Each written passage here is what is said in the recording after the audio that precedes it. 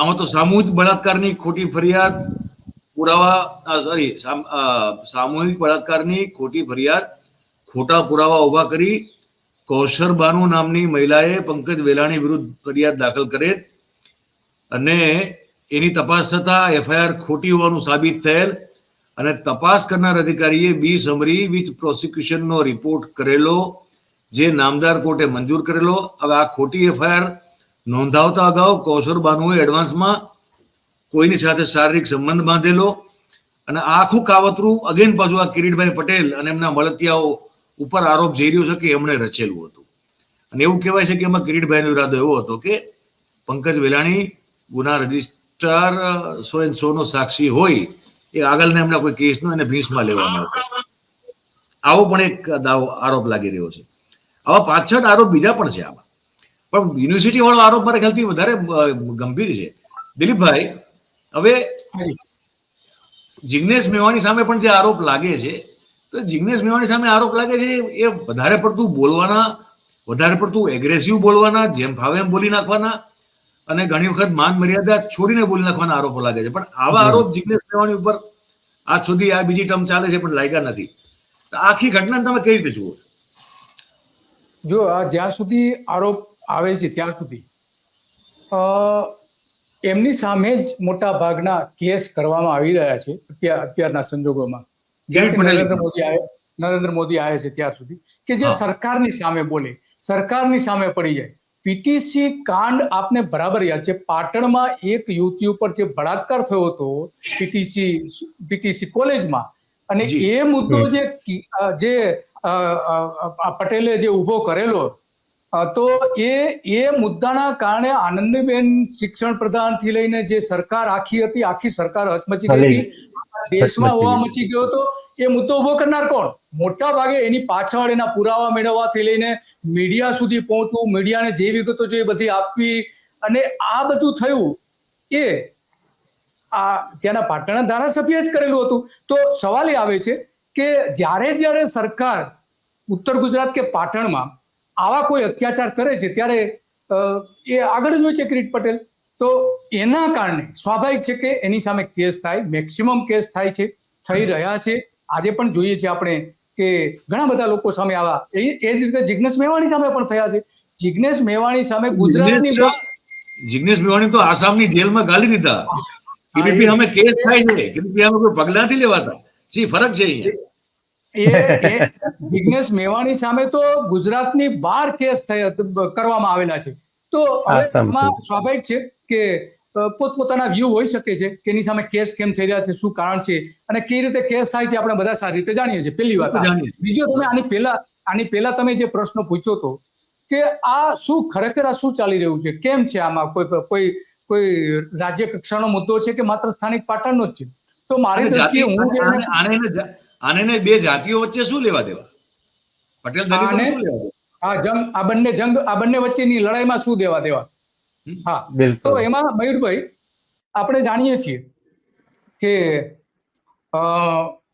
ભરત સોલંકી દ્વારા પ્રદેશ પ્રમુખ તરીકે 2 નામ સૂચવવામાં આવ્યા હતા. એક જિગ્નેશ મેવાણી હતા અને બીજા એના જ જોડીદાર દેસાઈ. આ બંને હતા. તો એની સામે વિરોધ થયો, પક્ષમાં વિરોધ થયો, ઘણું બધું થયું. અને એમાં પછી પાટીદાર જે નેતાઓ હતા એની મિટિંગ પણ થઈ અને એ બધા દિલ્હી પણ ગયા અને દિલ્હી ગઈને ફરી પણ ગયા. ત્યાં જઈને જે કહેવું તે કહ્યું નહીં, પરંતુ એ એક આખો માહોલ ઉભો કરી દીધો કે ભાઈ આ પક્ષના પ્રમુખ તરીકે હવે સવર્ણોને મૂકો. આ એક વાત આવી હતી. તો એ મૂળ જે શરૂ થયું આ બંને વચ્ચેનું યુદ્ધ, એ મારી દ્રષ્ટિએ આ યુદ્ધ છે કે કેટલાક લોકો જિગ્નેશ મેવાણીને પ્રદેશ પ્રમુખ બનાવવા માંગતા હતા અને એની સામે જે મૂળ કોંગ્રેસી લોકો છે એ પણ એની સામે ઉભા થયા હતા. તો આ જે લડાઈ છે, આપણે જિગ્નેશને જાણીએ છીએ કે એ ભૂલતા નથી. એ ગમે ત્યારે ગમે તે સ્વરૂપમાં એ બહાર આવી જાય છે, પણ એની પાછળના ખરા કારણો છે. અને દિલીપભાઈની આ વાત સાથે હું અસહમત એટલા માટે છું કારણ કે ઉભારો મને બોલી લેવા દો. અને આ મારા પોતાના વિચાર છે, એમાં તમારે કોઈ પક્ષ સાથે જોડવાની જરૂર નથી. તો એમાં મૂળ વાત જોડવાનું કહ્યું પણ નથી. હા, તમે હું તો સહમત ખાલી ના હો. અસહમતિ મારી નોંધાવી રહ્યો છું તમારી વાત અરે, સાથે. અરે, તમને સુબોધભાઈ તમારો વારો આવવાનો બિલકુલ. તમારે તમે સહમત હો કે ના હો, એની સાથે મયુરભાઈ અવાજ લેવા નથી દેવા આવતો નથી. કોઈનો. પણ અને આ અતુલભાઈ કોંગ્રેસના જ નેતાએ પેલી વાત છે, સાંભળી લો. પ્રોબ્લેમ છે, બાકી બધાને અવાજ આવે છે. અતુલભાઈ તમે હા. રીકનેક્ટ કરો. હા. હલો. એટલે હા. કોંગ્રેસના જ નેતાઓને આવે છે ને અવાજ? આવે છે. અતુલભાઈને હા, પોતાને તો પ્રોબ્લેમ છે, એમને કનેક્શનમાં કંઈક પ્રોબ્લેમ. હા, એટલે અતુલભાઈના કોંગ્રેસના કનેક્શનમાં પ્રોબ્લેમ. કોંગ્રેસના જ નેતાઓએ આ વિગતો આપી છે. અને ભલે એમાં જિગ્નેશ મેવાણી ઇનકાર કરતા હોય કે ના, મારો આવો કોઈ ઈરાદો નથી. તમારો ઈરાદો હોય કે ન હોય, પણ તમારું નામ સૂચવાયું હતું અને તમારી સંમતિ વગર સૂચવાય નહીં. પહેલી વાત તો આ છે. તો મૂળ આ જે પાટણના જે કંઈ વિવાદ ઉભો થયો છે, એની પાછળ ઠીક છે, જે કંઈ કારણો બતાવવામાં આવે છે એ હશે કારણો, પણ જે આટલું મોટું સ્વરૂપ આપવામાં આવ્યું છે, મોટું સ્વરૂપ આપવા પાછળનું મૂળ કારણ કોંગ્રેસનું આંતરિક રાજકારણ છે, એ મને દેખાઈ રહ્યું છે આની પાછળની. અને એ જાણીએ પણ છીએ કે ભાઈ પાટણના ધારાસભ્ય પ્રત્યે આપણે બિલકુલ સહાનુભૂતિ નથી. એમના વર્તન માટે પણ આપણે બિલકુલ સહમત નથી. એમના કામ માટે પણ સહમત નથી. અનેક પ્રશ્નો પાટણમાં છે. કયા કિરીટ પટેલે ત્યાંના લોકોના લોક પ્રશ્નો ઉઠાવવા માટેના, એના નિરાકરણ માટેના કયા પ્રશ્નો ઉભા કર્યા છે? સવાલ આવે છે. ત્યાંની યુનિવર્સિટીને બાદ કરતા કયા પ્રશ્નો એને ખરા દિલથી ઉઠાવેલા હોય એવા બતાવો એક પણ. તો આ કઈ કિરીટ પટેલને આપણે લાગણી છે ને, પત્રકાર તરીકે આપણે જોઈ રહ્યા છીએ કે આની પાછળ શું છે. જિગ્નેશ મેવાણીનું પણ વ્યક્તિત્વ તો વિવાદાસ્પદ છે જ, એમની નથી. એમનો પણ ઈગો એટલો જ મોટો છે. એ પણ જ્યારે વાત કરે છે ત્યારે એના અવાજમાં, એના વર્તનમાં, એની બોડી લેંગ્વેજમાં ઇગોઇસ્ટ માણસ હોય એવું સ્પષ્ટપણે દેખાય છે. આપણે પત્રકાર તરીકે એના ઘણી જગ્યાએ આપણે જોયા છે, કામ કરતા જોયા છે. આમ આદમી પાર્ટી આવી એ પહેલાથી આપણે જોયા છે, અને આમ આદમી પાર્ટીની ઓફિસની બહાર પણ આપણે એમને જોયા છે.